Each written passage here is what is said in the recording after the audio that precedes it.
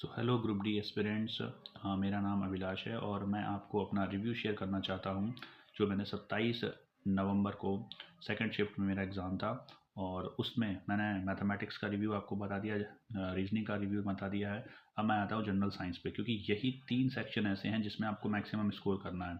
चौथा सेक्शन जो आता है जनरल अवेयरनेस का, यानी कि करंट अफेयर्स से जो रिलेटेड क्वेश्चंस थे, बिल्कुल आउट ऑफ द बॉक्स आ रहे हैं, बहुत टफ आ रहे हैं। तो ये 3 सेक्शन जो है आपको मेजर, इनमें आपको मैक्सिमाइज करना है अपना स्कोर, यानी कि अप्रॉक्सीमेटली अगर आप 70 प्लस इन तीनों सेक्शन में अटैम्प्ट कर पा रहे हैं, that means you are safe and then definitely you will get a job after clearing the physical examination. पहली चीज़ अब ध्यान समझिएगा।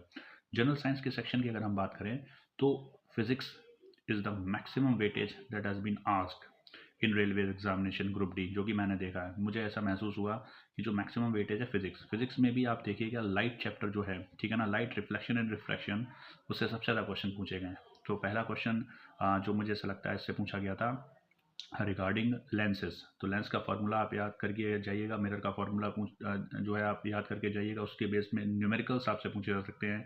कार्टेशियन सिस्टम में साइन कन्वेंशन की वैल्यूज़ पूछी जा सकती हैं। तो ऑप्टिक्स कहीं ना कहीं काफ़ी इंपॉर्टेंट रोल प्ले करेगा। दूसरा करंट इलेक्ट्रिसिटी, 10th क्लास में दोनों ही इंपॉर्टेंट चैप्टर्स होते हैं। करंट इलेक्ट्रिसिटी में बेसिकली जो है रेजिस्टेंस के क्वेश्चंस बहुत इंपॉर्टेंट हैं।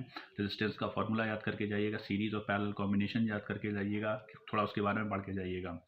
तो ये तो मेजर सेक्शन थे कहीं ना कहीं। और इसके बाद मैग्नेटिक इफेक्ट ऑफ करंट, यानी कि मैग्नेटिज्म से भी क्वेश्चंस एक दो आ रहे हैं।